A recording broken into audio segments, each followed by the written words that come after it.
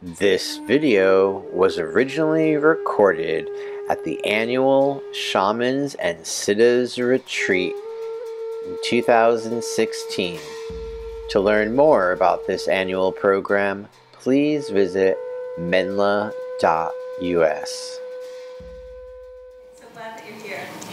I'm sorry, I just asked everyone to say your name, but let's go ahead and do it again. Elisa, Gloria, Sarah, Lily,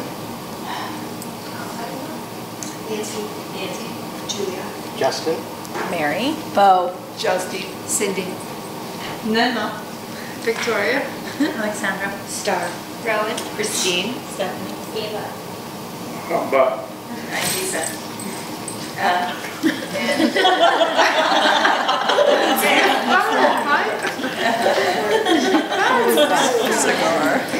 It's okay, someone gave me a marvelous chocolate macaroon that I was saving for a special moment.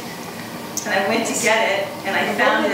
I put it in my... Pick it up? No. It's a pine cone. No, it's a pine. It's a pine cone.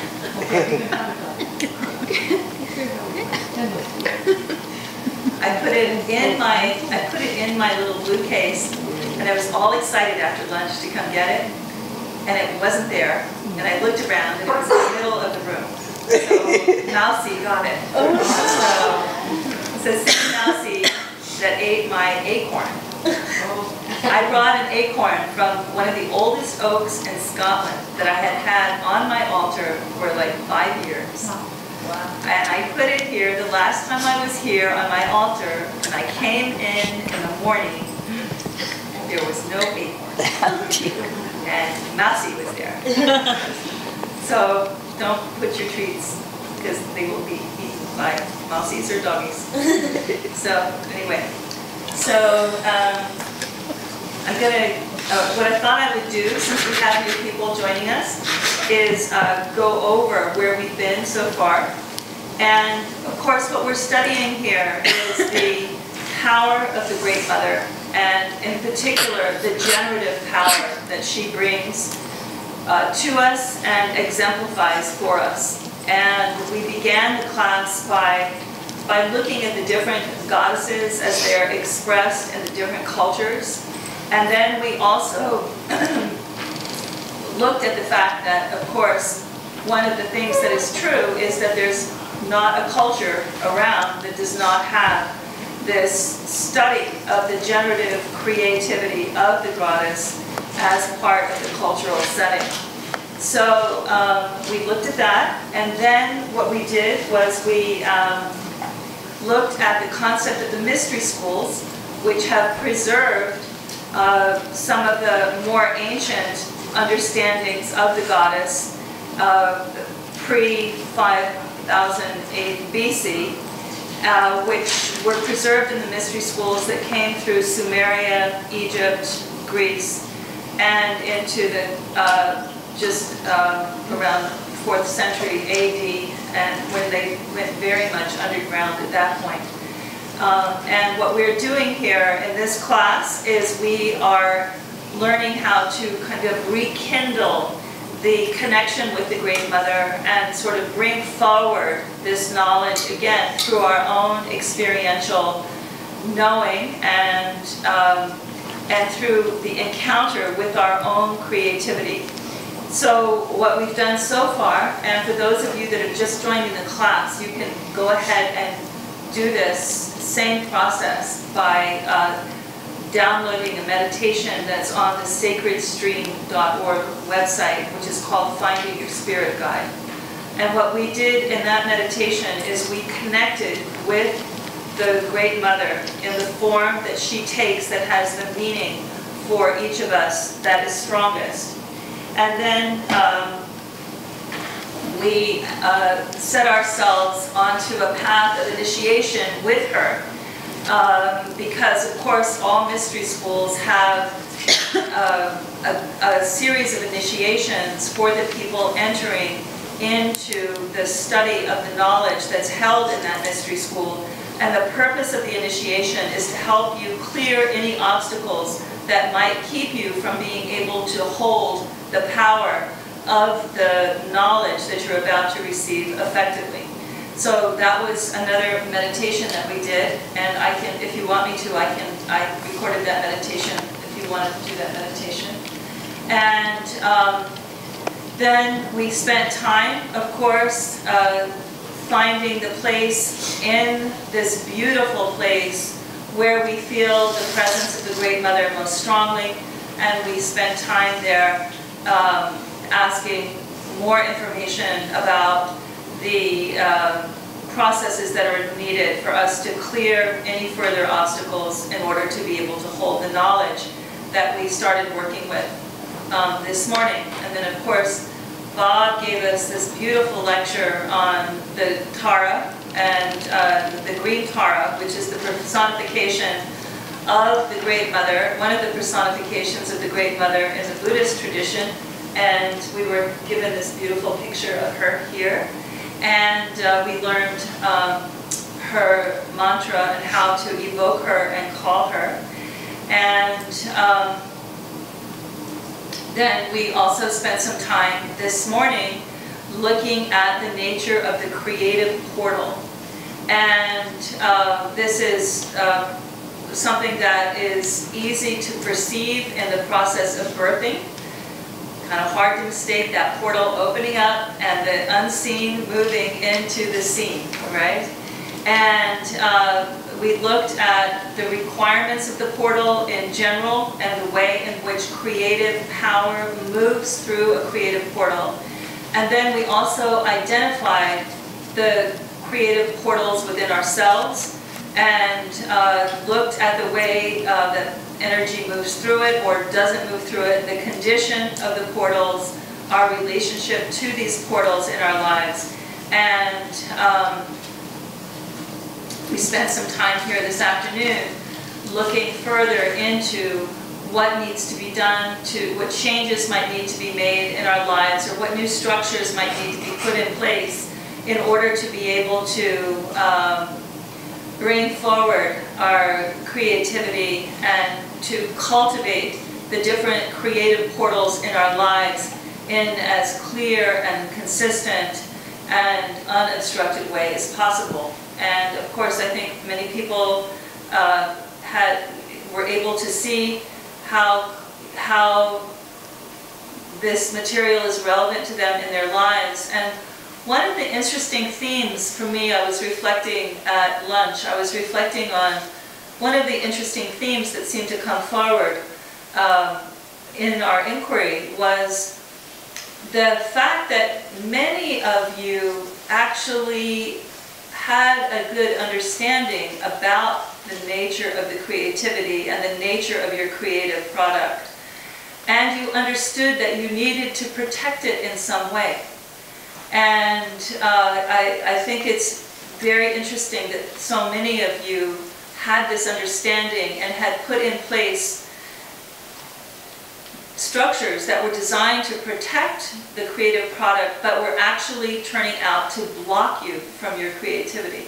And then the task is, of course, to be able to generate new structures, new containers, to be able to not only protect the creativity in a more effective way, but then to be able to express it more fully and directly in your life. And another common, of course, one of the common themes that we saw as people were beginning to look at what it might mean to actually truly express this creative power that moves through them and which unites them in the dance with the Great Mother, with her great creative generativity, is a fear. There are different types of fear, but what does it mean to enter into that kind of a dance? What do I have to face within myself that might become an obstruction to my ability to dance that dance with the Great Mother? And of course, this is what we were working on further this afternoon. And so this whole class is in itself a process of initiation. And when we're looking at the nature of initiation, how initiation is tied with change, it creates one form as another form is breaking down. Old forms have to die in order for new forms to be born. And the way that the initiation works is by challenging the status quo, by challenging what is, and then allowing for the processes of transformation to release the power that is held in the old form so that it can be dedicated to the new form. And this is a very important part of creativity, and that is actually the dance that we're working with all the time.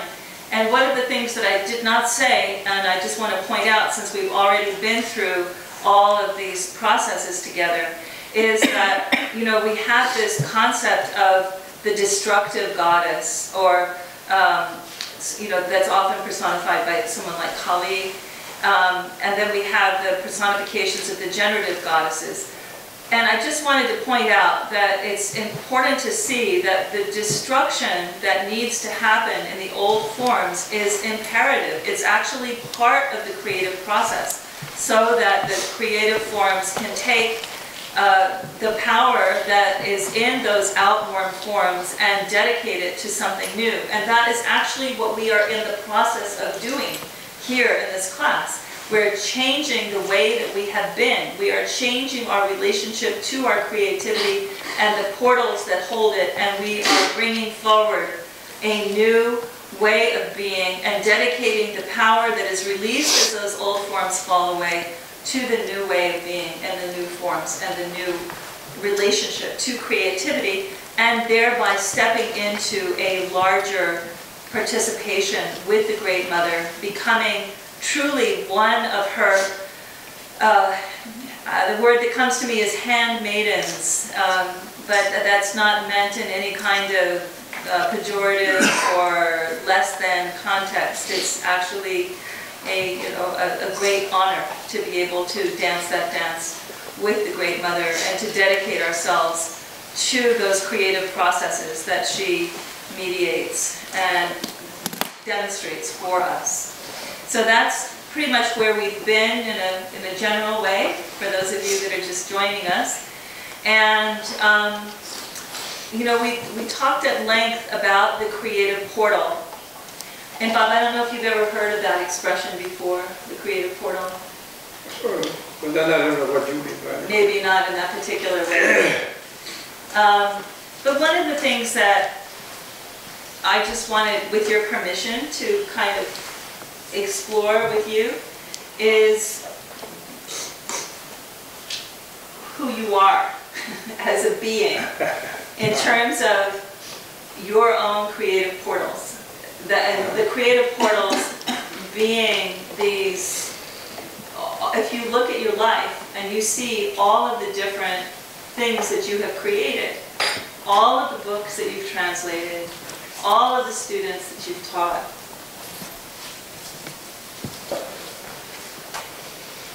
Menla, Tibet House, you know, if you look, I don't know. I mean, you are such it's a kind of misery, I know. But you're such a creative being, you know, and I think that if you look, you know, I remember we were talking when you were in San Francisco and you were feeling a little discouraged, and you were saying, you know, the Tibetan people are not free yet.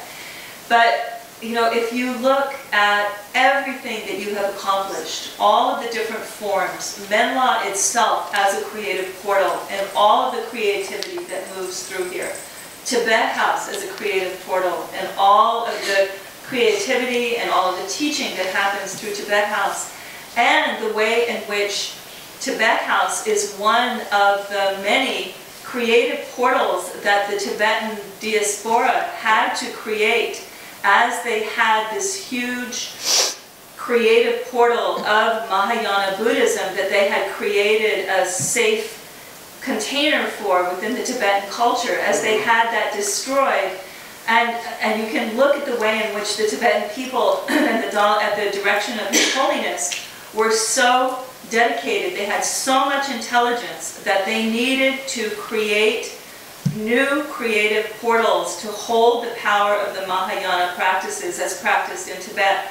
And one of the first things they did was to establish the monasteries and to establish these centers for learning in order to be able to hold this creative power that is the essence of Mahayana Buddhism. And if you look at Mahayana Buddhism itself, it is a tremendously powerful and creative portal that holds teachings that are dynamic and which are, actually the difference between Mahayana Buddhism and Hinayana Buddhism from my point of view is that, and again, you'll have to correct me, Bob, if I'm incorrect here, but the Hinayana, of course, is a wonderful holder of the Buddha's first set of realizations, but it didn't allow itself to move with the Ganden Renaissance. It didn't allow itself to be able to take advantage of this tremendous amount of creative power that came through Tsongkhapa and that came through Asanga as they were working with Manjushri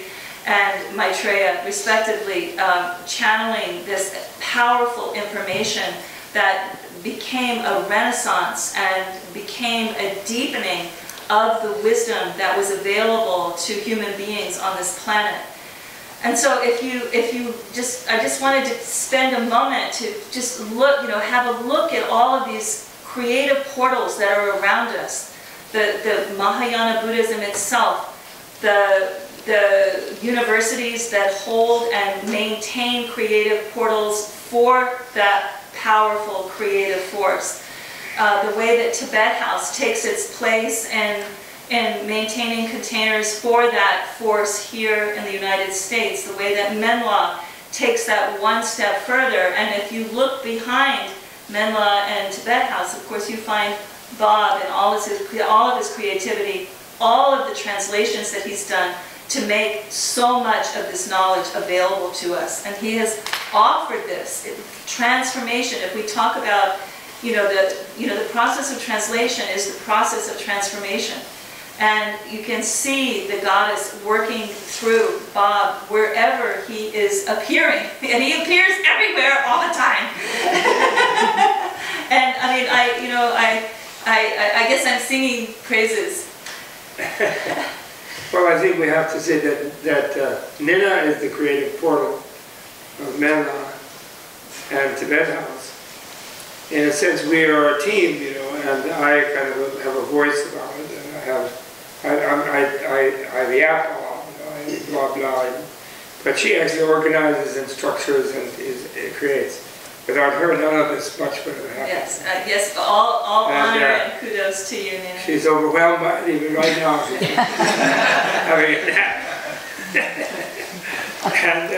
But that's very kind of you to say all this.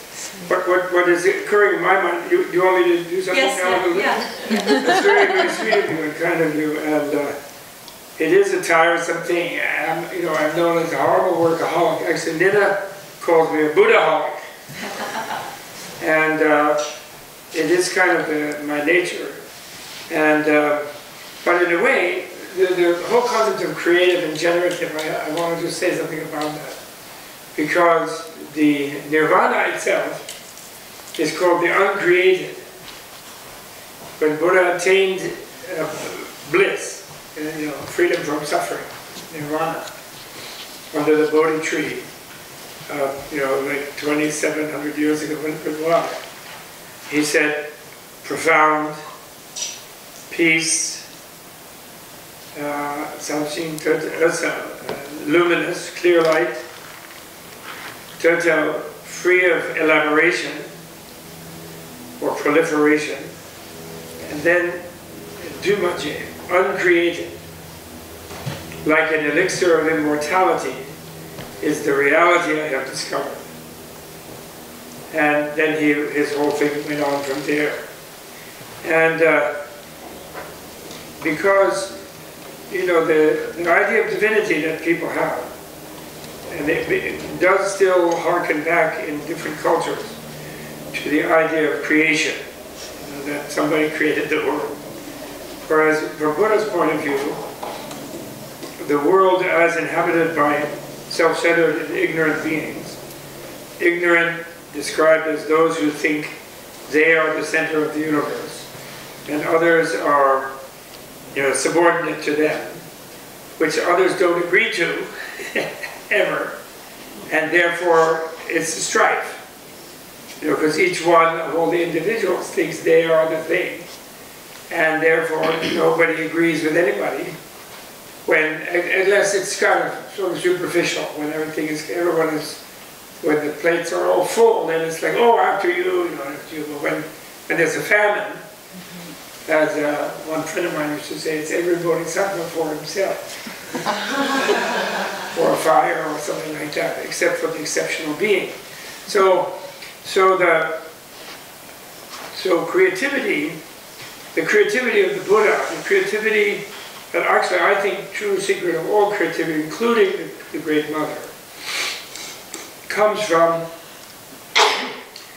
we have to decouple it from the idea of creating the world, just any old way kind of thing. And in fact what it is creating freedom, and creating a better world, and creating a freedom from suffering for others. And that creation comes from beings recognizing it's somehow the uncreated, and the selfless, and the unborn. There's, like it said, in the first stage of that realization, it says something called the tolerance of birthlessness. For example, then the thing of portal is interesting to me. The Vimalakirti Sutra, I keep forgetting to bring that.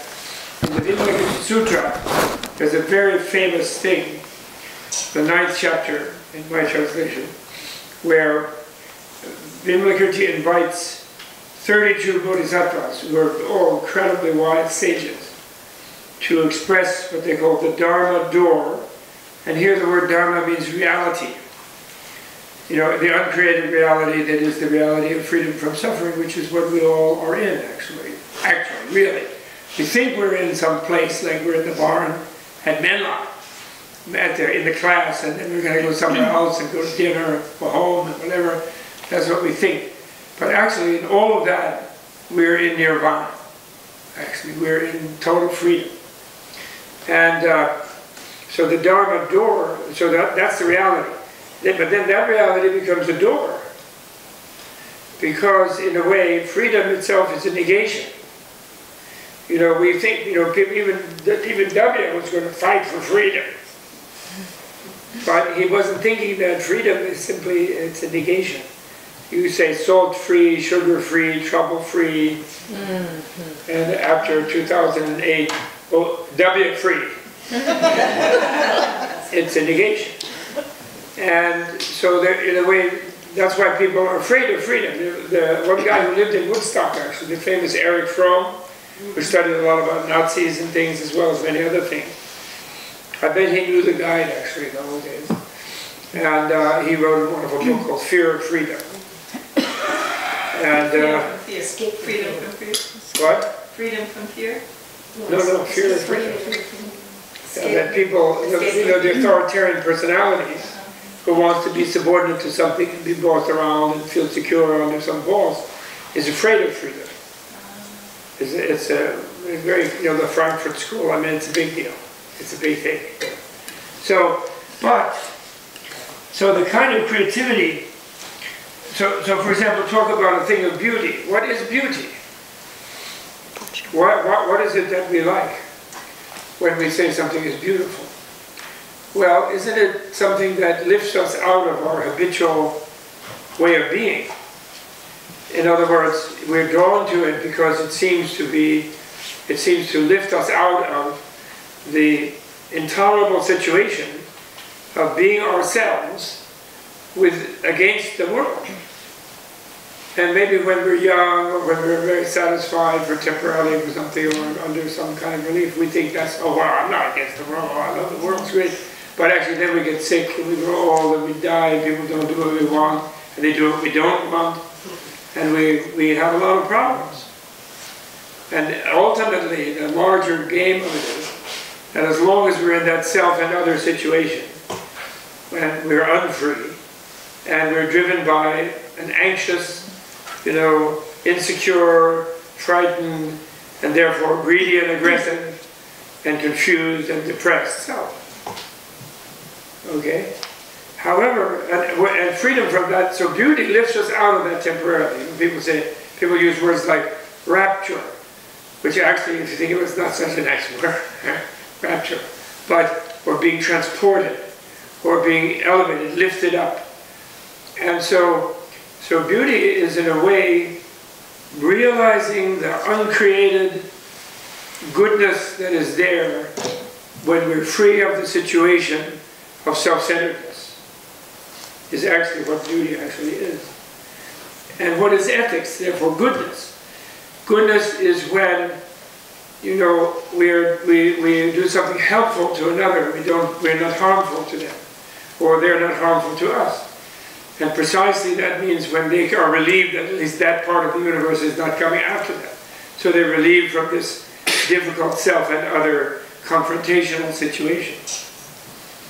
And luckily, both of those things coincide, which was Buddha's discovery, which is actually, let's not forget that Buddha's great successors, actually, Buddha was a little earlier, but Buddha's great successors were simultaneous with Socrates, with the Isaiah in Babylon, with Confucius and Lao Tzu in China, with many Upanishadic sages in India. Zoroaster was around the same time as Buddha in Persia, and many other people whose names we never heard.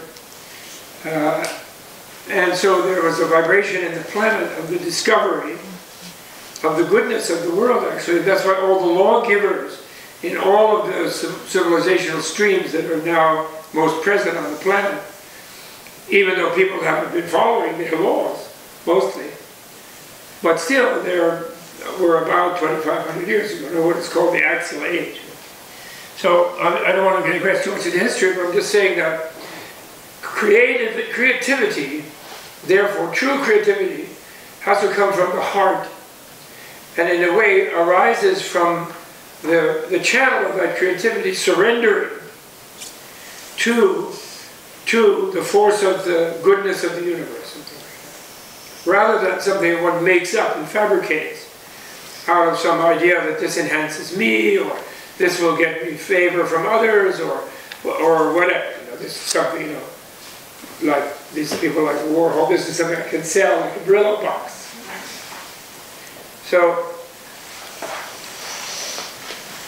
now, therefore, the great mother in Buddhism, as we said, you know, yesterday, is the Prajna Paramita. And Prajna Paramita is not a person outside somewhere. Prajna means to know, like the English. Did you ever wonder why in English, when you know something, you're actually knowing it? And what does it mean if you didn't pronounce that kno? What would it be? The KN thing is something that happens in the glottis. You know, kna. It's like in the back of the upper part of the mouth. So it's kind of like, it's a little bit of a control thing, you know? A little bit like a sneeze, you kno it. So it's like by itself, knowing in that way is not really that useful. It's just sort of labeling something to control it. But pra, it goes before the prajna, means super knowing. And super knowing is a knowing where you have become the thing that you're knowing. So you're not in a way controlling it, you're in a way giving yourself over to it. And by giving yourself over to it, you become completely empathetic with it, and you completely know it in an almost bodily, in an enveloping, enfolding, actually female way. And then paramita means to go beyond, transcend. And what that means is you transcend the subject-object, you know, negotiating way of knowing of the poor self facing the much faster world and seeking to sort of dominate it or be protected in it, or all these fruitless things that ultimately will not succeed. They can only temporarily succeed. So the creativity, like Basho, the famous Japanese haiku poet, he said, it was Zen, but also haiku poet. He said, if you want to express the tree, you have to become the pine tree, I think, actually. You have to become the pine tree. Meaning you have to give yourself to the pine tree and then the voice of the pine tree and you, between you, comes up something that opens a doorway for another person to feel the gift of the pine tree. But if you just sit back, oh, I'm going to now do something great about that pine tree, then forget about it. It's going to be boring. Okay? So she, but what she is a mother, yes, what does she generate? She generates all the Buddhas. And then in your summary to the newer people here, you didn't get into that, and I don't blame you, because we all get lost in that. But I felt, I feel that in this special woman's focus meeting, class, my contribution was to kind of try to indicate why, from the point of view of Buddhist psychology and biology, in the Buddhist sciences, the female human form is superior to the male human form. And I'm not saying that just to get brownie points, although I don't mind if it results in a few. I'm very happy that it does. But I'm saying this because of the factuality of it. Because if enlightenment is not defined as people unfortunately try to define, here I'm repeating myself to you who've been here, but enlightenment is not defined as some awareness of some blazing light or vast space of light somewhere else, like heaven or trans-heavenly space, as opposed to this place of light and dark that's filled with all problems, and therefore sort of an escape from everything. That is not the Mahayana definition of enlightenment, which is Buddha's real definition of enlightenment. Enlightenment is expanding your sense of identification, which the human being has special ability to do, where the human among animals has a particular ability to identify with another through love.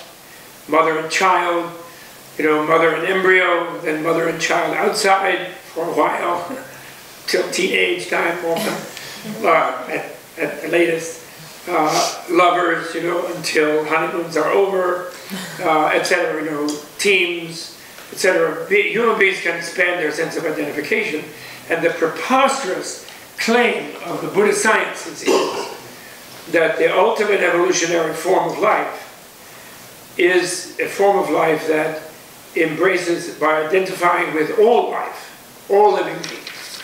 They say that a Buddha perceives every living being, including every cockroach head, even the mouse who you so kindly gave your chocolate to, or whatever it was, and your acorn. You pestily brought that acorn from far away from that mouse.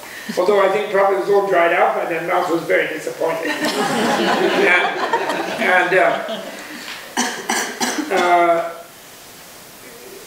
Even that mouse, one perceives as a mother perceives one's only beloved child. Or the mosquito that bit me and gave me malaria 3 to 4 months ago. Or whatever it is. When you think that, it's overwhelming, of course, to think what that might be. What kind of consciousness could that be? And it's even beyond an individual body. Like each ordinary person, they live within the envelope of a single body. But a Buddha does not. A Buddha is in every body, is everywhere. And every building, body, planet, continent, whatever it may be, they feel it's all their body. And it's way beyond the idea of having, although there are experiences, powerful, what people call mystical experiences, where one has an experience of everything totally disappearing, except there being kind of just a vast luminous space. And one feels one is that luminous space, and one feels that all other beings are that luminous space. But the strange thing about it is all of them and oneself have all disappeared. So then it's easy to feel one is all of them because there's nobody around. So here we're all one and none of us are here. And so many people mistakenly think that's enlightenment. And it is an important step toward it. But the true enlightenment is non-dual. And it's after that experience, which is not that easy to attain, but it's attainable, that then that experience becomes fused with, becomes one with the experience of all the differentiated beings. And yet, one still feels one with them, if you follow me. That's much more difficult. That's where compassion gets engaged. Because the only way you can possibly have that ability to identify that way, feel you are the mother of all beings, is you have to be a hormonal ocean. An ocean of positive, an ocean of oxytocin. Buddha could be defined as you become an ocean of oxytocin. And that ocean of oxytocin means you perceive all the beings in it as pure bliss. They're just bubbles of bliss, every single one. Jasdeep is a bubble of bliss, even on ordinary level, with that hairdo and that headband, and orange, and the name even. I'm sorry, I shouldn't do this. But you perceive every being that way. And then, what do you encounter, if you truly empathize with them all? You encounter their own misunderstanding of their own situation, where they feel not so well. They feel discontented. They feel angry and annoyed or frightened, or crazed, or whatever it may be, or mad. You know. And then, since you feel all of that, and you realize that that's how they feel, you realize it in a non-dual way, completely, and yet you simultaneously realize that they are nothing but bliss, but they're shaping that bliss into a feeling of misery. That's your compassion. You simultaneously see the bliss that they are, and you feel the misery they feel that they are, and then all you are is a vast art form. Your oxytocin ocean takes the form of creativity to manifest whatsoever it takes to get them to open their awareness away from the feeling of enclosed in an envelope of misery to where they embrace their own bliss. Right? So, but that's a creativity that wants to liberate, not to proliferate, is what I'm saying. So therefore, it's a different creativity than the one assumed in cultures where they think the archetype is a god creating something willy-nilly filled with suffering. You know, which of course the theistic traditions, creative theistic traditions, can never get out of that one, which is why they insist on blind faith. Because if there's an omnipotent being, made everything, and still total on top of it all, and it's filled with death and suffering and misery and the loss of children before parents and all of the worst things there are in the world, then what kind of weirdo is that? As I think Shelley said, like some terrific demon, actually, to create such a veil of suffering.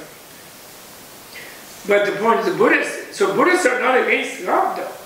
Brahma, who was the creator of the Indian ordinary culture, you know, the Buddha and various Buddhist yogis met Brahma, and Brahma said, well, you know, don't blame me. I didn't create it all. People think I did because I'm a big shot around here. I'm a really powerful being.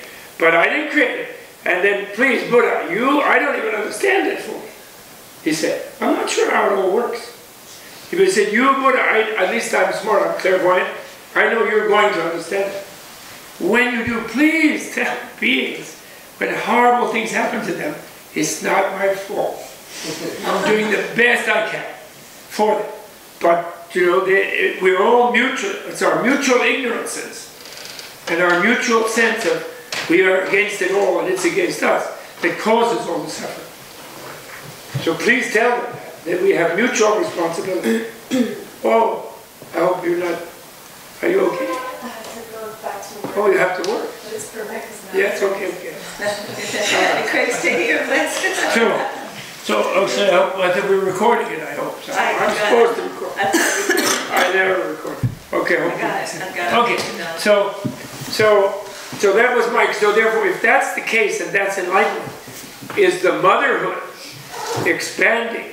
Never mind Buddha looks like a male, because he doesn't look that much like a male. By the way, if you ever want to check out any guru who's claiming to be a Buddha, perfect Buddha, just check out under the underwear. Seriously, one of the 32 marks of a Buddha is that the penis is ensheathed like a stallion. Doesn't hang out. Sorry, but that's a fact in the tradition. I mean, I didn't ever notice anything like that, but that's a fact in the tradition. So, in a way, it doesn't really look that male in normal thing. It's almost, you can tell in India, the statue of the Mahavira of the Jain, who's very well hung. And the statue of the Buddha, where it doesn't, you know, that fold there doesn't look like it. Which doesn't mean he doesn't have one, but it means it's drawn in a sheath-like structure, they say. So that's a sign. So any guru, give them it's one of the guru tests you can do. Which doesn't mean there can't be gurus and teachers, of course, as long as they don't pretend to be the ultimate themselves. So my point is that if that's what enlightenment is, actually, rather than escaping from all of this in some blinding, sort of fabulous, like self-congratulatory, self-satisfying situation, it is a very self-satisfying situation, but it's one that, like a mother, is in the same moment embracing all beings who are not yet necessarily, as far as they are concerned, in a satisfying situation. Actually, from Buddha's point of view, they are, which is why he can embrace them. Because he has a double vision, where he sees their real reality, and then he sees their artificial, ignorance-based, driven reality. But then he's committed to, as a mother, is committed to save her child from suffering, to protect it from suffering. He, she, it, Buddha's not always a he, is committed to bring those beings into their awareness of their own bliss. No, not a bliss that Buddha gives them, not at all. They have it themselves. They just have to open to find it in themselves. Okay? So if that is a biological fact, as the Buddhist sciences say, then the biological reality is that the female form of the human being is superior to the male form. And therefore, in our era, in our time, after 5,000 years of chauvinist, militaristic, violent, brute domination by males, which doesn't even make them happy, and has very, very carnage, very seas of blood flow, then the women must step up and really take charge, at least balance.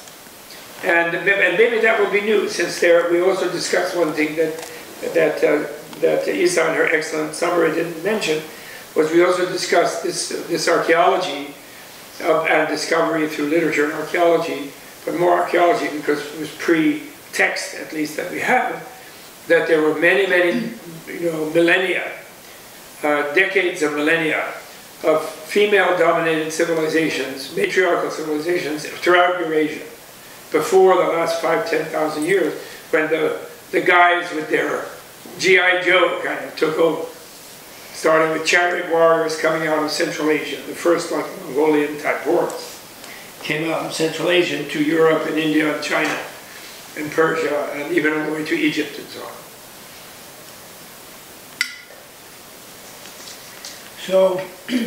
So that was my point. That's a great point. And today, since I'm supposed to contribute something, in the afternoon session, to help Isa lifting, doing the main heavy lifting in this class, what I thought I might do is move a little bit into another thing we did, with a little touch-up with people who were here before, is we experimented with this concept of selflessness and emptiness, and which is the nature of ultimate reality from the point of view of Buddhist science.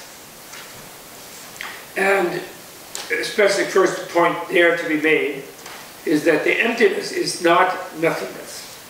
It is something between somethingness and nothingness. And actually what it is the condition of the somethingness. Because luckily, there is no nothingness.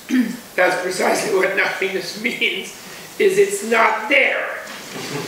And that's a really important thing for everyone to know. There is the first part of the path, as taught by Tsongkhapa, taught by Atisha, taught by Manjushri, taught by Shakyamuni Buddha, is for human beings to realize the preciousness of their human embodiment. How precious you are because you become a human being.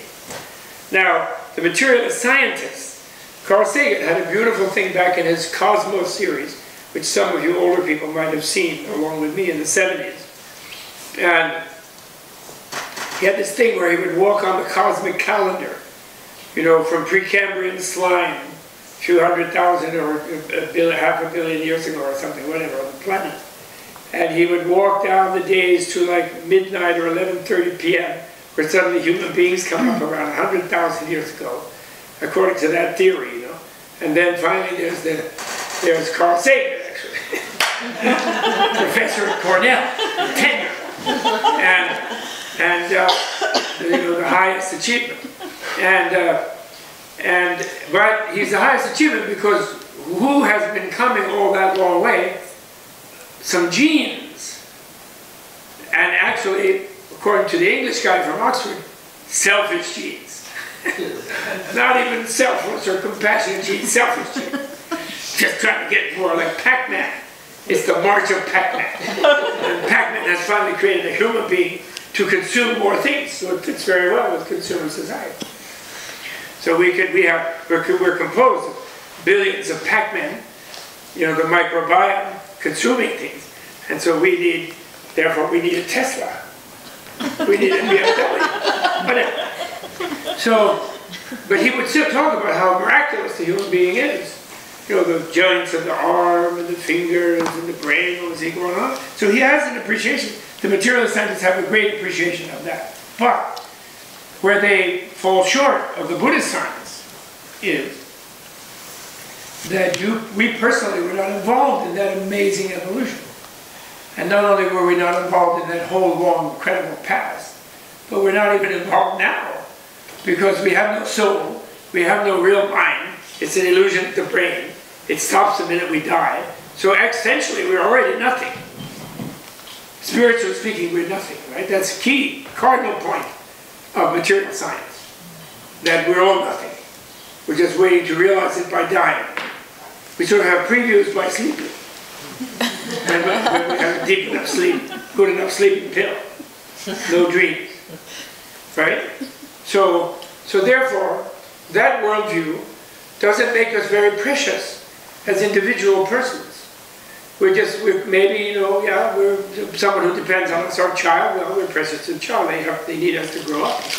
We're precious to our parents because we're their child. Maybe we're precious to our government because we pay taxes. But they have an expression of materialism. I think it's 85 cents of cheap chemicals in a bag of water. That's what we're worth. And our presence and existence is an accident. And we change by random mutation. There's no causal process. We can't control it. And then if we went to school and we studied Darwin, Marx, and Freud, we are completely convinced at the end of that we have no free will and we're 100% helpless. And that guy Daniel Kahneman at Stanford just got a big prize for proving that you can't even make a choice. You wonderful, made a beautiful thing yesterday about freedom means choice, ability and responsibility and ability to make choices. But according to them, your brain already made a choice 2 minutes before you knew about it. And so they're proving to you that you're a helpless biological robot. All of them. They're completely insane, actually. I'm sorry. But because why? Why am I saying that our scientific community is insane? Because they all have consciousnesses. They all have spirits themselves. That's what's making their mathematics and reading their machine dials and looking for the Higgs boson and worrying about dark matter and dark energy, which I think they're scared they think it's the Great Mother. It's going to come in and melt them. And they're defending their 3% of bright matter. And that's why they were screaming all over the papers worldwide that they have a Higgs boson, which I call the Higgs boson. But then they were qualifying at the end of each article. Well, but there's 97% dark energy and dark matter. We haven't yet seen it because it's dark. It's just cuckoo. And they are running the planet into the toilet. That's why we're having spring in winter. But they, they simultaneously tell us it's terribly dangerous, and they tell us it's all over.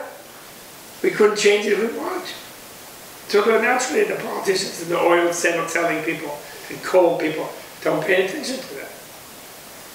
But I'm sorry, that's a digression. Mainly, my point is, then on the other side, the theistic people, you're precious because you have a spark of that precious creator, who there's no really good reason for you to believe in, because of the existence of evil. Is that precious, actually? So it's not that, it's also a little difficult, that belief. But it's much better than the nothingness belief. And that preciousness is never to be experienced by you until after you die. And then again, you have a salvation that you can go, if you've been good and you've you've gone to church or whatever, belong to the mega church or whatever, or synagogue or mosque or temple, Hindu temple or whatever it might be, you then get to go and sing in the choir for eternity. So instead of all of that, why are you precious?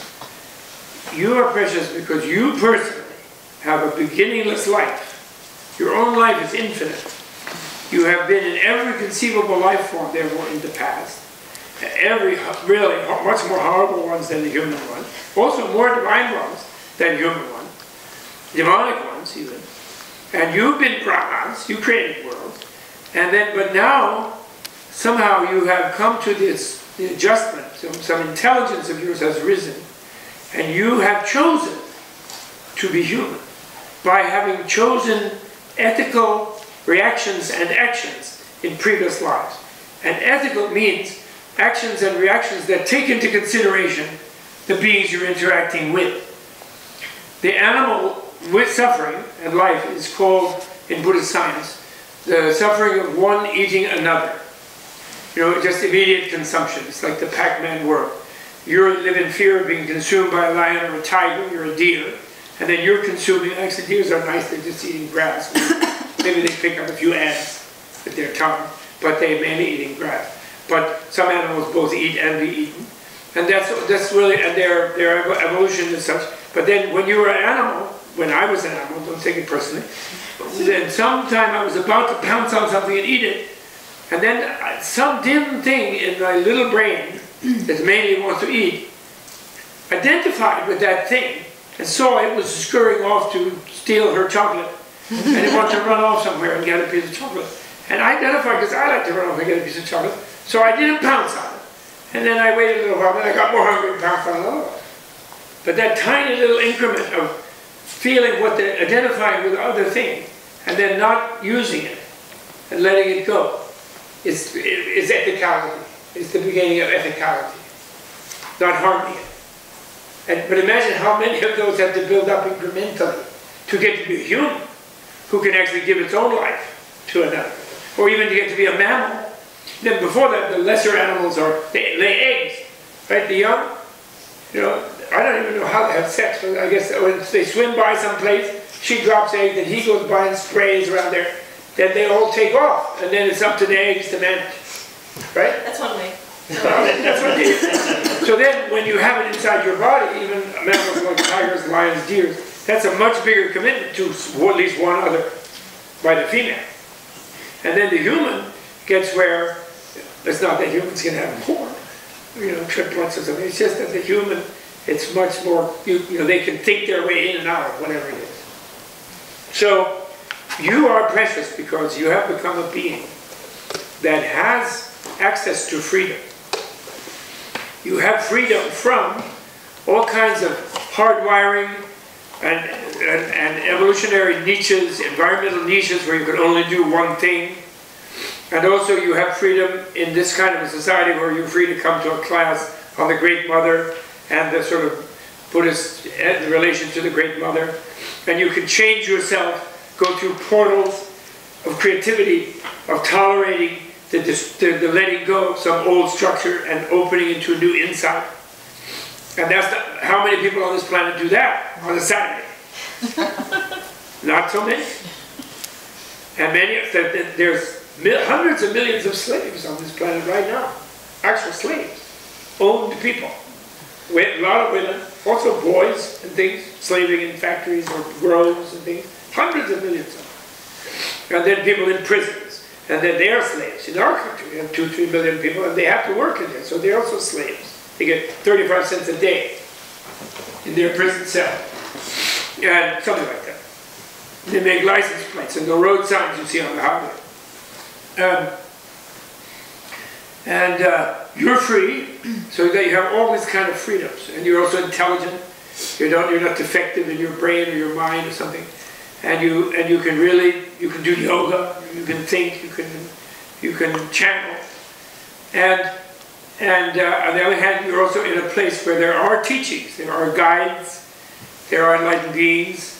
Their presence is there in literature. If you can't find one on the street, you can find a book, you know. But there are so many who are there. And the men are particularly lucky, since they're a little backward. That's made up for the fact that there are equal number, more or less, of women to teach them something, if they would be smart enough to learn. Right? Someone once asked me, when I talked about a concept of cool heroism, in other words, the person who reacts to injury and provocation without reactive fury and anger, and even self-destructive blind fury and anger, which is what when fury takes you over, where you have bad judgment, pretty much self-destructive, although it may also harm others in the way. And they said, well, where is any of these cool heroes on this planet?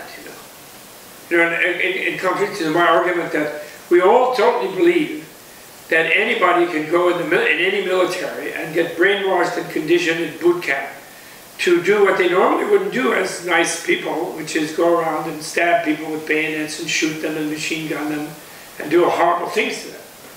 And they can be trained to be callous, in other words, about others, and also even risk their lives completely to do so. When they're supposed to do only, survival of the self is only what they're supposed to do, but they can be trained not to survive. And therefore they were doubting that people as a cool hero can be willing to give their body without harming anybody else, without hating anybody else. In other words, using love rather than hatred to develop an equal self-detachment. They made that argument, and then they asked me to show what a dumb man I am. I was like feeling really cornered by this argument. Like, where can I find a Gandhi? I was thinking like that. And then, of course, I realized, I thought of my own family, both my birth family and my present family, where I'm a father. And I realized the males in the families are often locked in violent confrontations. Siblings fight each other, father and son fight each other all the time.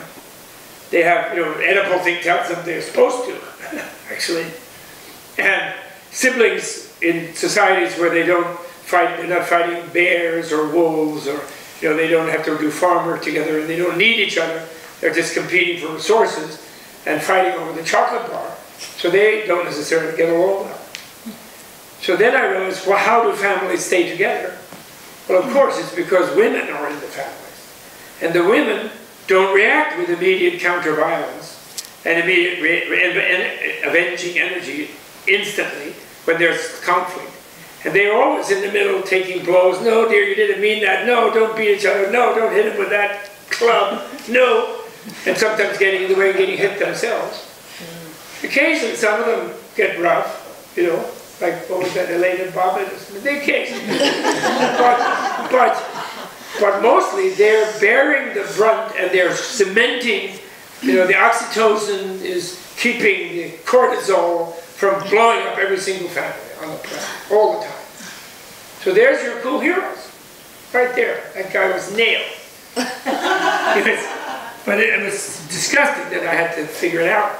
It took me so long, having been the beneficiary, having a hot temper throughout my life, of women who are showing cool heroism.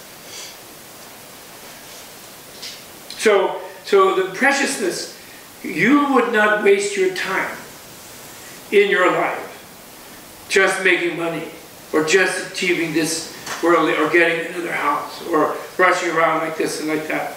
Instead of, not that those things are some degree are necessary for most people, but you wouldn't waste your time putting so much priority on quote-unquote survival things if you realize how precious your opportunity, your life moments and days and weeks and months of waking time, and even you're going to learn to use sleep time and dream time, if you realize that you are at a moment where you can accelerate your evolution towards vast embodiments of great motherhood, of great enlightenment, of great blisshood, you could, in this life form, like incrementally, like leapfrogging over billions of lifetimes of slogging along, just grabbing what is in front of you. And that is the purpose for realizing how precious, from a scientific point of view, how precious your present intelligence, embodiment, and sensitivity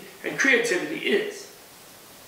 And if you and all that kind of meditation coming from the Buddhist sciences, appealing from the great mother of wisdom, doesn't just mean you sit and sort of just try to condition yourself of, I'm so precious, I'm so precious, I'm so precious, like that great guy who, on the TV who says that I'm worth it and I'm nice, and that thing.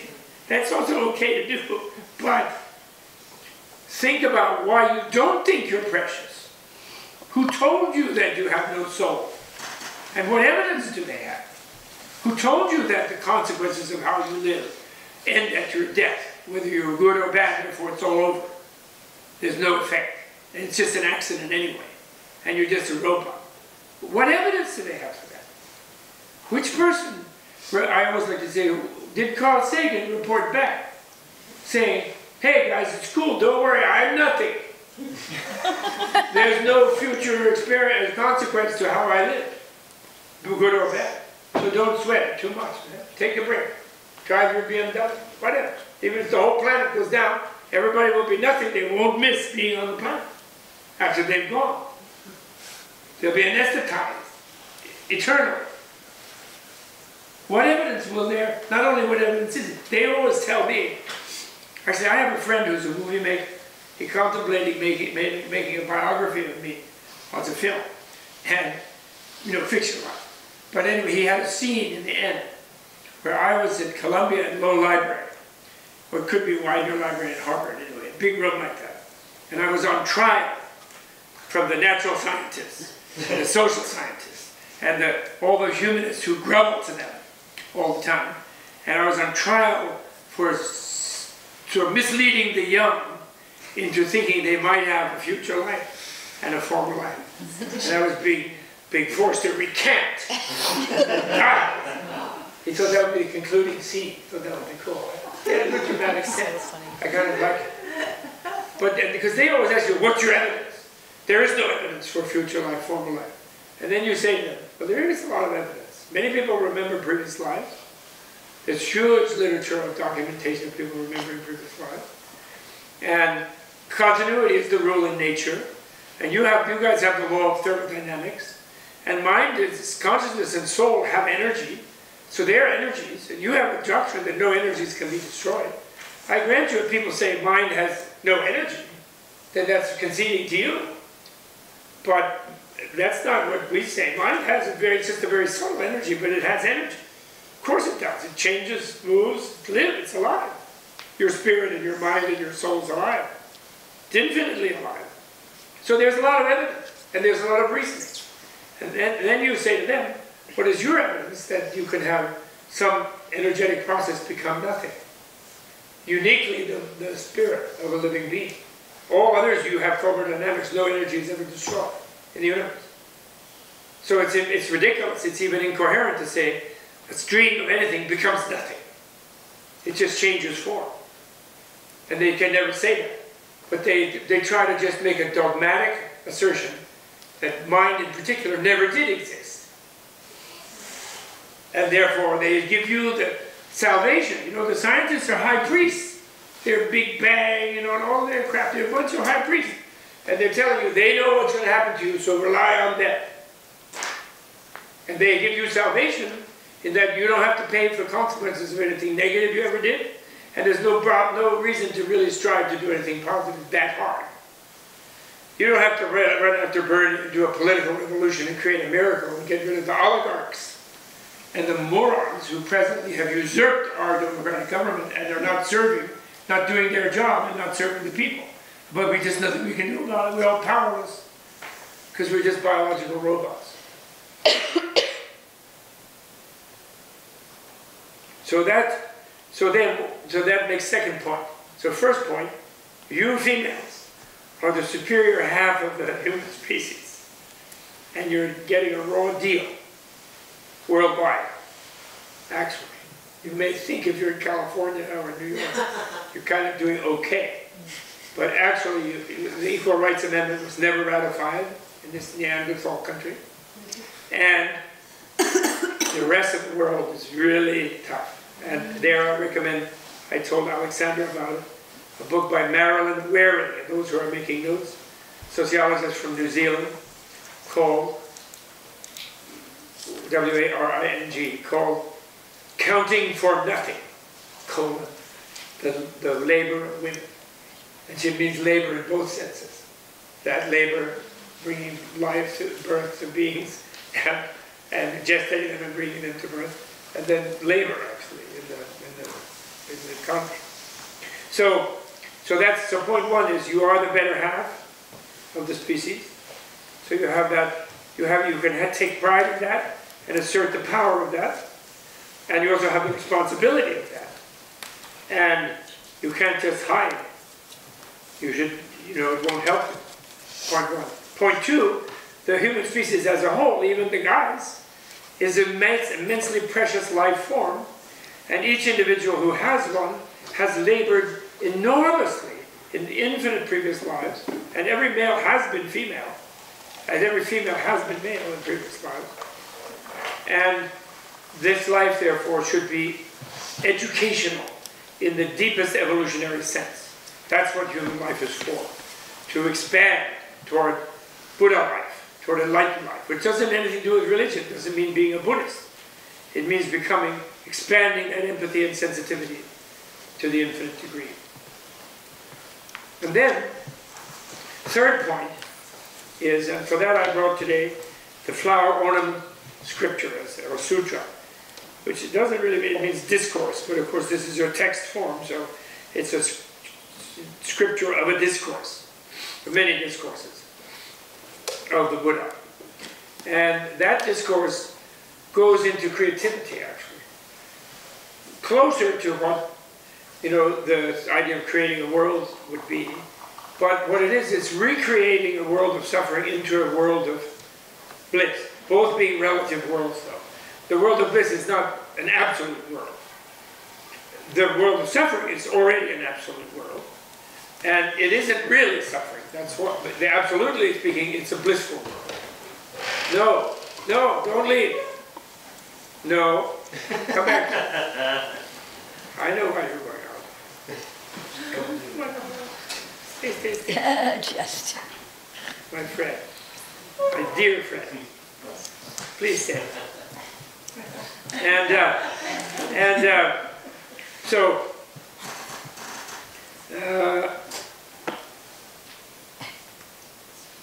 in the Chinese commentary on this school based on this sutra, which the Chinese call the Huayan Shu, or Huayan Jiao, the school of the flower ornament, or the garland.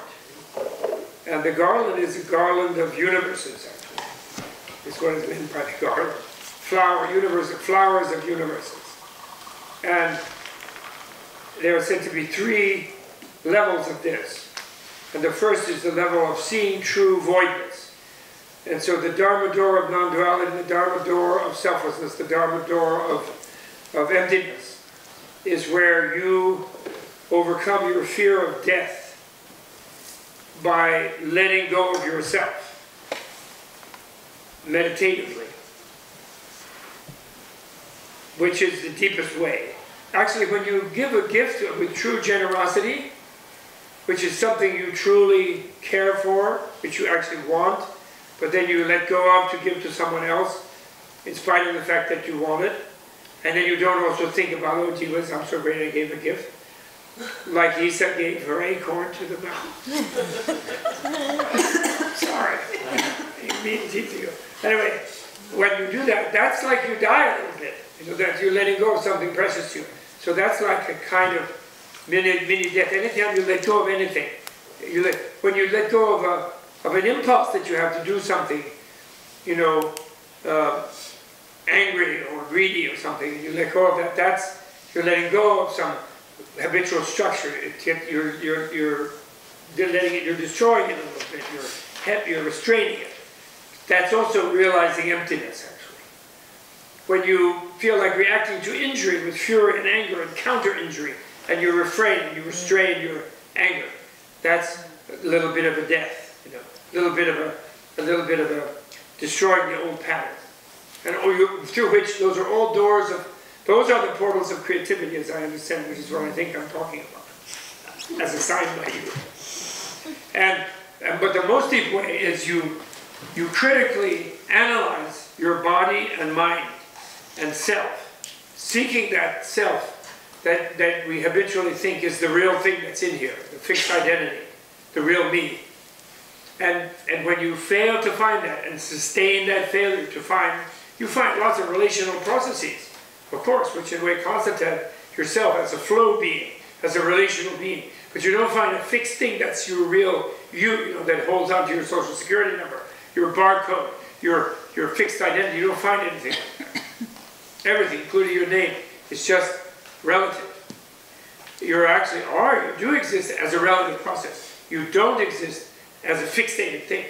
And when you realize that viscerally, that sense of being that fixated thing has to let go of itself. You kind of let go of holding on to that illusion. Your ignorance makes you hold on to that illusion, and you let go of it. And that's the portal to the new you, which you know never is fixed. So therefore you have to constantly be nurturing it. You constantly create it. You constantly make it beautiful. You constantly make it do beautiful. You constantly make it good. You constantly make it do good. You constantly make it real and true and integrity. And you do integrity and real and good and true. And that's always a work in progress, because the beautiful is always beautiful to someone in a context. The good is good to someone in a context. The true is something true in a context. It's never some absolute fixated thing. So you become a living work of art, you yourself. Right? So the first step in the Chinese version of the flower ornament school is seeing true voidness, or selflessness, or emptiness, whatever you want to call, the negational freedom from all fixated non-relative structure, or non-relative core that we assume things to have, and we assume ourselves to have. That's seeing true voidness. And that's where you, by following that deeply, you will reach an experience, if you become an adept meditator, and you truly use your critical analytic, not blind faith, not just believing that's so, critically analyzing what makes it seem to you that it's not so, is how you get there. And when you do that, you will have that experience of everything, including yourself, disappearing. One of the thresholds being a kind of frightening feeling that you're going to get lost somewhere, or you're going to become nothing, or everything will become nothing, which you control by realizing that nothing is nothing, eureka. So that you can't be in it. But it will, everything does disappear. It's a vast, luminous, very releasing state past the letting go, which is a little bit frightening. Then once you reach that, second step in this YN is where you realize that that disappeared state is the reality of it, but that is not destructive of the appeared state. And then the appeared state reappears like the reflection in a mirror. It's like the analogy being, when you discover that the mirror is a blank surface of shiny matter, and it has no scene in it that you see when you look in your rear view mirror, or in your mirror and see your face or something. There is no other you in there, there's no face in there. It's only a reflection on this blank surface. So, and therefore the reflection is simultaneously the surface. Although it's blank itself of the image that's reflected, it also does reflect the image. And now all of the differentiated things that you see there are like reflections. You follow me? But yet it's so deep and inconceivable at the visceral level that no analogy really matches it. You follow that? So the second one is the non-duality of the absolute and relative, which means that the absolute emptiness is the relativity. That nirvana is this relative, conventional, samsaric world.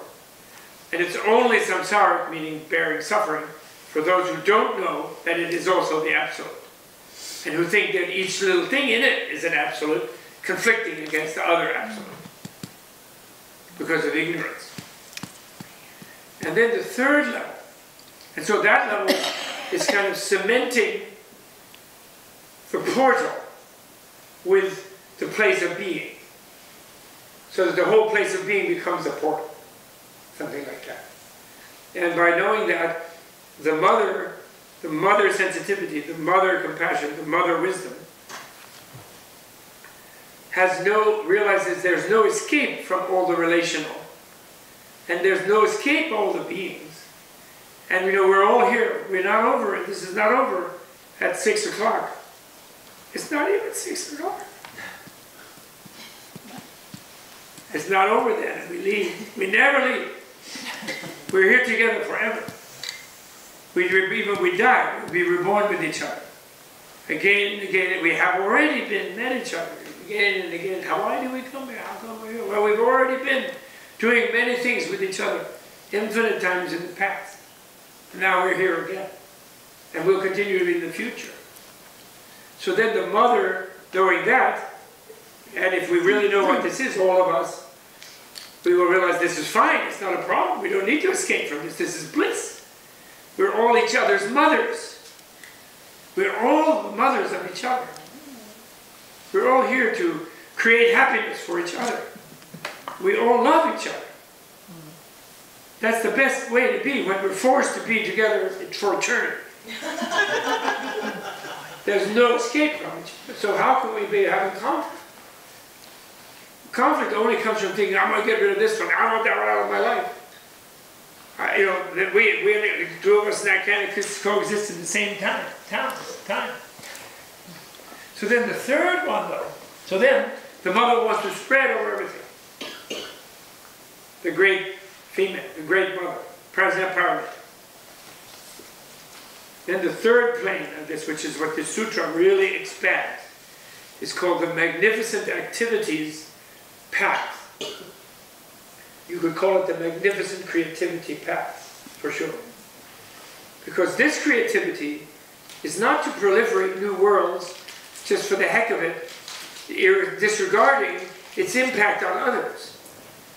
It is creativity drawn by love of others, made by love of others, which therefore is drawn by others' need for happiness and need for freedom from suffering.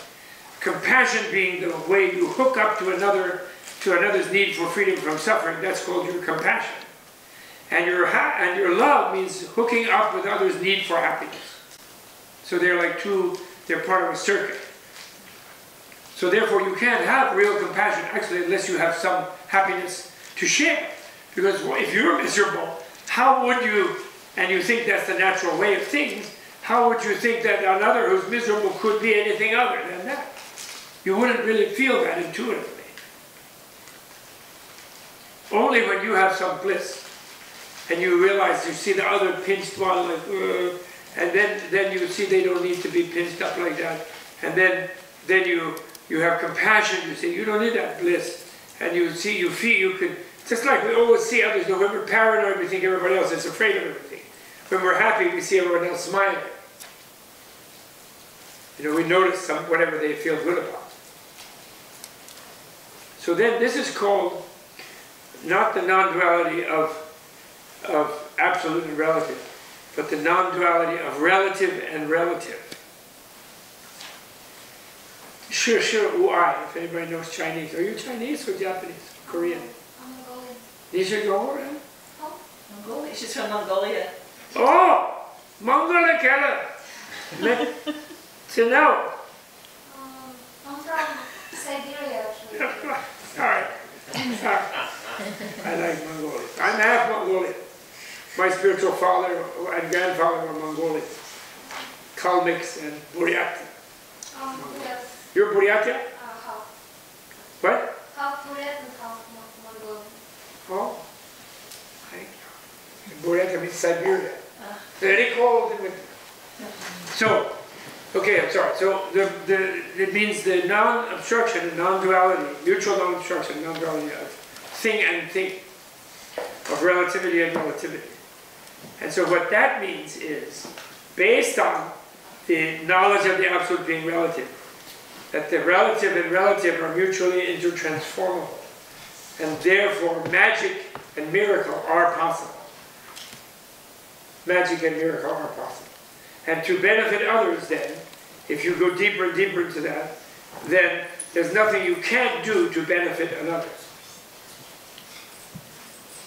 Freedom from impulse, from craving. So this sutra is 1,500 pages in translation from Sanskrit into Chinese, and then from Chinese into English by my friend. And there are different versions both in Sanskrit and Chinese. Within the sutra there are many sutras. But I just wanted to, there's no, you can't describe it, it's called the inconceivable liberation. In a way you can't really describe it, but you just have to sort of let it resonate in the imagination. So what I thought I would do now at this point is have you meditate and not listen to me with sort of reasoning mind, which I hopefully you were doing till now, but meditate with your imagination and your visualization. But you can't probably very actively rush out and paint a picture of this extraordinary types of descriptions. So you just sort of let yourself float in it, okay? But be in a meditative mind. So thus did I hear at one time, which is all sutras, which are records of Buddha's discourses, are, that's a sort of certificate of authenticity, that someone actually heard this. It was there when Buddha said it. But this is introductory, saying where Buddha was and what Buddha is. The Buddha was in the land of Magadha, somewhere in India near anyway, in the middle of India, an important kingdom at that time, in a state of purity, at the site of enlightenment. Actually, at the Bodhi, he's under the tree of enlightenment, actually. He's under a tree like a shaman, sitting under the tree of enlightenment. Having just realized true awareness. The ground was solid and firm, made of diamond, adorned with exquisite jewel discs and myriad precious flowers, with pure, clear crystals. The ocean of characteristics of the various colors appeared over an infinite extent. There were banners of precious stones, constantly emitting shining light and producing beautiful sounds. Nets of myriad gems and garlands of exquisitely scented flowers hung all around. The finest jewels appeared spontaneously, raining inexhaustible quantities of gems and beautiful flowers all over the earth. There were rows of jeweled trees, their branches and foliage lustrous and luxuriant. By the Buddha's spiritual power, he caused all the adornments of this enlightenment sight to be reflected therein. This is creativity. The tree of enlightenment was tall and outstanding. Its trunk was diamond. Its main boughs were sapphire. Its branches and twigs were of various precious elements. The leaves, spreading in all directions, provided shade like clouds. The precious blossoms were of various colors. The branching twigs spread out their shadows. Also the fruits were jewels, edible jewels, containing a blazing radiance. They were, together with the flowers, in great arrays. The entire circumference of the tree emanated light. Within the light there rained precious stones. And within each gem there were enlightening beings, like angelic bodhisattvas, in great hosts, like clouds, simultaneously appearing. Micro angels, micro bodhisattvas. Also, by virtue of the awesome spiritual power of the Buddha, the tree of enlightenment constantly gave forth sublime sounds, speaking various truths without end. You see, this is the Buddha mother of all beings, spreading the exquisite nurturing membrane of emptiness, which is ultimate absolute reality, inconceivably spreading, which is inconceivably a nurturing membrane that fits every macro and micro configuration of every form of differentiated life, with ultimate nurture of beauty, truth, and goodness. He is spreading this womb of ultimate reality, which is his body, in the form of his womb body, which is infinite also, which therefore is enfolding all beings, enfolding them within their own Buddha potential as embryonic Buddhas themselves, not as somehow dependent upon himself, because he feels one with them, and he knows that what they need is to realize they are one with him. And therefore this membrane is completely enfolding all of them, infinitely, not just on the one planet, not just in the one place or the one Bodhi tree, but infinitely, throughout the universe, across the space, cosmic space, with the speed of light, beyond the speed of light, instantaneous, spooky action at a distance, as they call it, the quantum people. Spooky meaning wholly spooky. Also by virtue of the Tree of Enlightenment constantly gave forth sublime sounds, speaking various truths without end. The palace chamber in which the Buddha was situated, his womb, that is, his emptiness, absoluteness womb, was spacious. It's not just him, the body, an envelope being sitting under a tree, different from things around him. That's just a form. He's still maintaining, because that's helpful for some to perceive as a doorway to the vastness, the infinity of the Buddha presence. It extended throughout the 10 directions. It was made of jewels of various colors and was decorated with all kinds of precious flowers. The various adornments radiated lights like clouds, and the masses of their reflections from within the palace formed banners. A boundless host of enlightening beings, angelic bodhisattvas, the congregation at the site of enlightenment, were all gathered there. By means of the ability to manifest the lights and even inconceivable sounds of the Buddhas, they fashioned nets of the finest jewels, from which came forth all the realms of action of the spiritual powers of the Buddhas, and in which were reflected images of the abodes of all beings.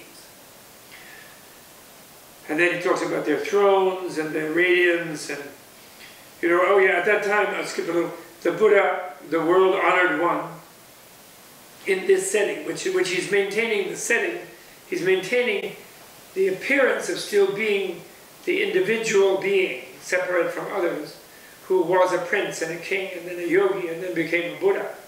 So that beings can relate to that as a doorway of their own becoming, and their own selves as human beings, male and female, young and old, whatever, being able to find their own Buddhahood, in other words. So he means himself that present for a while.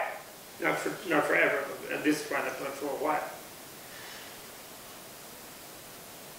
At that time,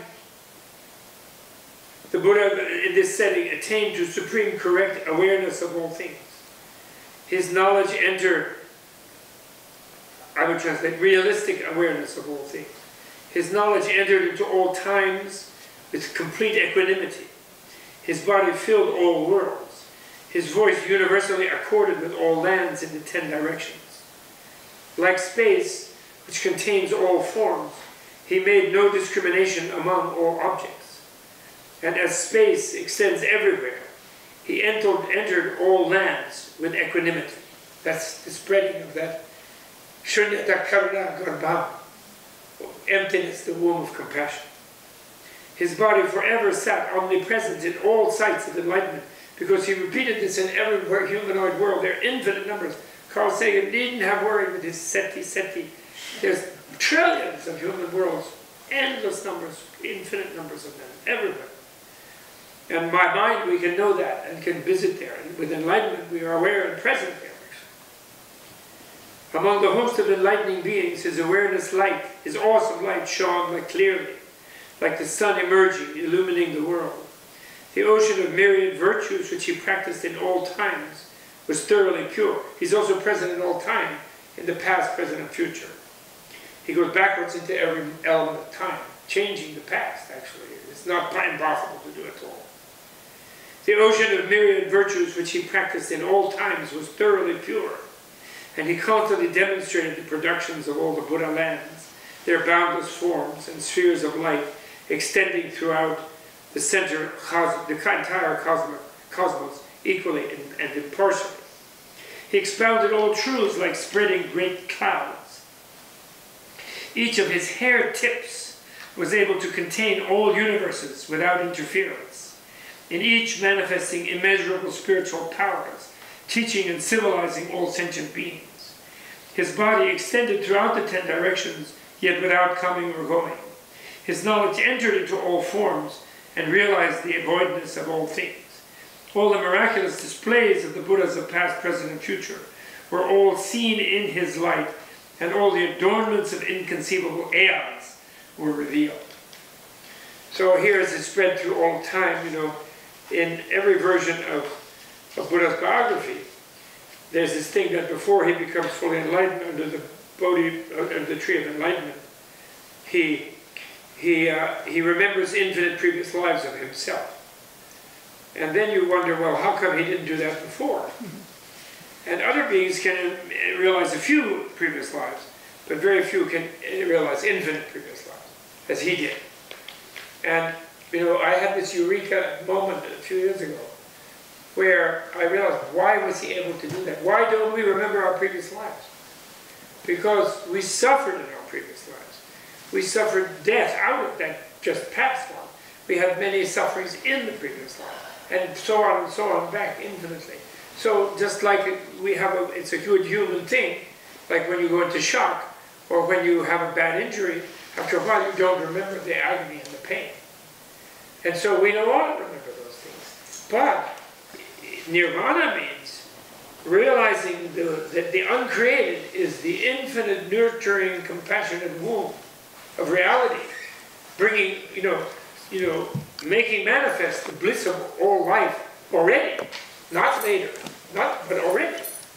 When you realize that, you realize retroactively that when you were suffering in past lives, even in hell, you were actually in bliss, and your ignorance was making a hell around yourself, was making yourself into a terrible struggle, was making yourself into terrible grief and horror and anger and fury and pain and so on. So you get a double vision about your own past. So then you can critique. You automatically see through your ignorance-driven perception of your past as suffering. So you actually realize that your past is different than you thought it was. Even your death was only your bliss. Death is only where you expand in bliss, actually. So that's deathless. That's why he said that reality was deathless. That door, the death-like door, which the egocentric person sees as death, which is giving of oneself, the death-like door, portal into creativity is actually not death. It is just vast opening. And it opens to the reality of the infinitely available energy of the Great Mother, of transcendent wisdom, which is infinitely available, which at Menla we all sleep in. Right? I hope everybody slept in the clear light who was here yesterday. You don't sleep in dark nothingness, even though you do, and you sleep hopefully in a dark room. And you close your eyes and you don't hear anything.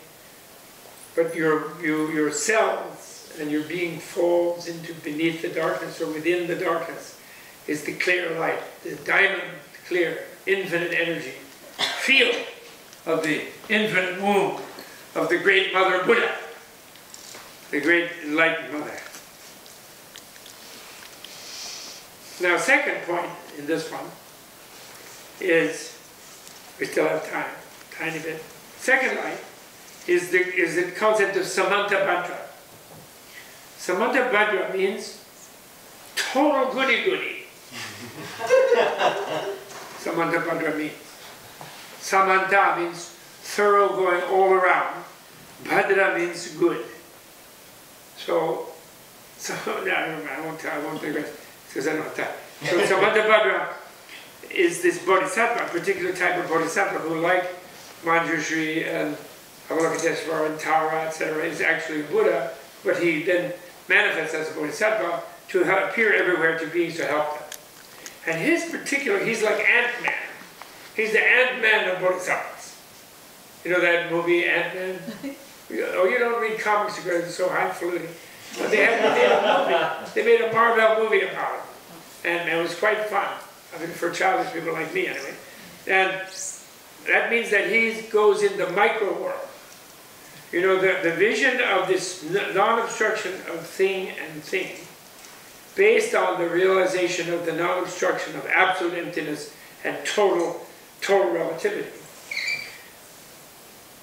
sees the entirety of the infinite universe in every atom within that infinite universe. It's a holographic vision of reality. So Samantabhadra is the bodhisattva who is holographically present in every universe, in every atom. And even in each universe in an atom, the atoms of that universe in the atom have universes in their atoms. And even those atoms of that universe there have universes in their atoms, and so on and so on. And Samantabhadra is everywhere in them. Although, of course, at some point, right, like the wave-particle paradox, you lose track of a solid thing like an atom, because atoms dissolve under analysis also. They're just relational construct sort of levels of magnification. And then the wave becomes more flowing and more fluid. But you go infinitely to the microverse, infinitely to the macroverse. This whole universe here is only like a subatomic particle in a vast universe, of which this is a subatomic particle. And so on, tiered up. And Samantabhadra is present like a holographic thing of infinite goodness present in every micro element of everything. So for example, in every part of your body. So the yoga of Samantabhadra that you do is sort of realizing that your own, what are you made of? Are you made of atoms? Well, you're made of molecules, you're told. But actually, you're not really made of molecules or atoms. That's just a level of magnification about you. What you're really made of is light. Because the atoms are made up of photons and electrons and nucleus. And then those nucleuses are not solid, and then they get down to where they don't know what it is. You know, they get into the wave-particle paradox, they get into the uncertainty principle, where there is no such thing as objective reality of some solid, indivisible thing, which Buddha predicted thousands of years ago. This sutra predicts that, thousands of years ago. If you ever viscerally know that by becoming a Buddha, which everybody can do, and everybody is going to do, at some time, maybe not in this life, but whenever they do, it will be in all their lives. So no problem.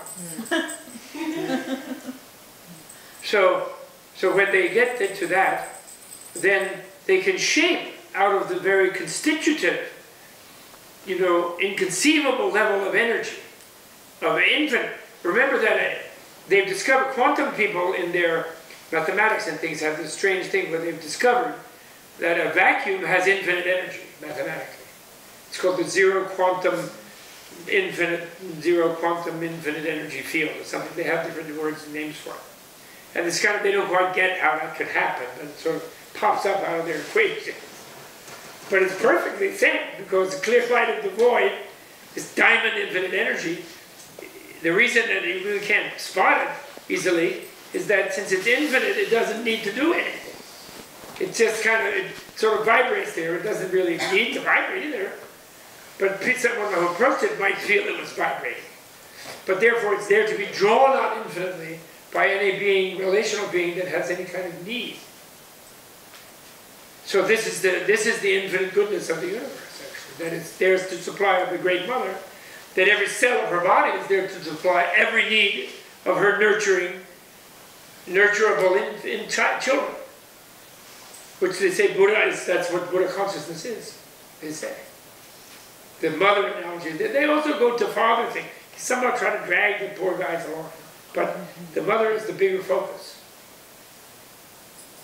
So Samantabhadra is a way of the individual identifying with that, so that, for example, if I do a good thing, like I hold hands and say beauty before me, if I make a bow and prostrate myself on the earth to touch Mother Earth and to show my connectedness to her and to humble my sort of feeling of being independently floating up there somehow, and make a gift of, showing a gift of submitting to reality in a sense, being realistic, because of trusting reality that it's goodness and it's nurturance and it's love.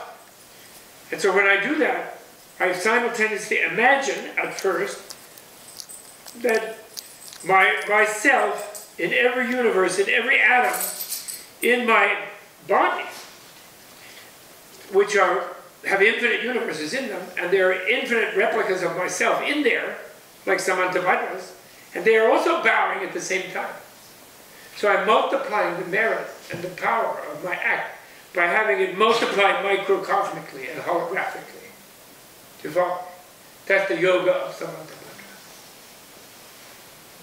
And so and there's this beautiful thing which I like, where they talk about the enlightening being, universally good, entered into a concentration called the immanent body of the illuminator of suchness. Suchness means reality, that everything is not exactly itself, it's such as itself, because it's also the absolute. And therefore it's like it's in a mirror reflection of a relative thing in the mirror surface of the absolute. So therefore it's only such as itself, in other words, like itself. It's illusory that it's really itself, and it's actually only like itself. So therefore it's simultaneously absolute and relative. It's called suchness. And actually it's a tiny bit different in emphasis from what's called thatness, which means that you're aware of the relative having the absolute in it, whereas suchness means you're aware of the absolute as being manifest in the relative. So he calls it the immanent body of the illuminator of suchness, which is in all enlightened ones. It enters everywhere into the equal essence of all enlightened ones, and is capable of manifesting myriad images in the cosmos, vastly and immensely without obstruction equal to space. All the whirling oceans, here you meditate again, just for another 5 minutes. All the whirling oceans of universes flow along into it. It produces all states of concentration, samadhi, and can contain all worlds in all directions. The oceans of lights, of knowledge of all the enlightened ones come from here. It can reveal all the oceans of all conditions, everywhere.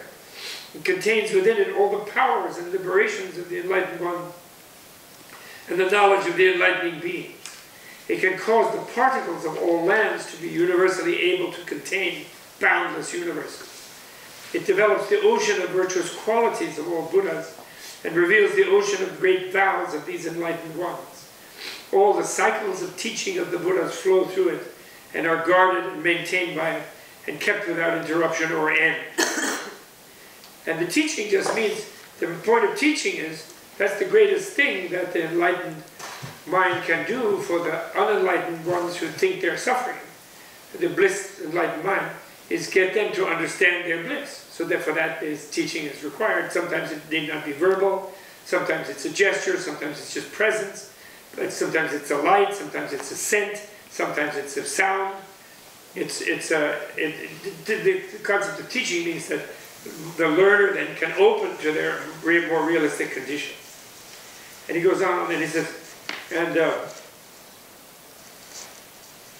as in this world the enlightening being universally good, Samantabhadra, entered this concentration in the presence of the Buddha, thus in the same way throughout the realm of space of the cosmos, in all directions and all times, in a subtle, unhindered, vastly expansive light, in all lands visible to the Buddha's eye, within reach of the Buddha's power, manifested by the Buddha's body, and in each atom of all of those lands, there were Buddhas as numerous as atoms in an ocean of worlds, and in front of each Buddha were universally good enlightening beings, numerous as atoms in an ocean of worlds, each also entering into this concentration in the immanent body of the illuminator of thusness in enlightened ones.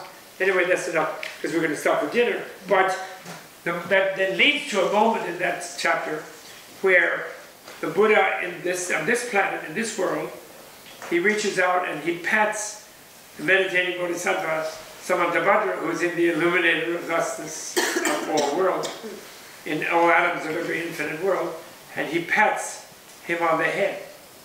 He was pat, he touches him on the head, which is like a little bit, it's like affection, but it's also initiatory.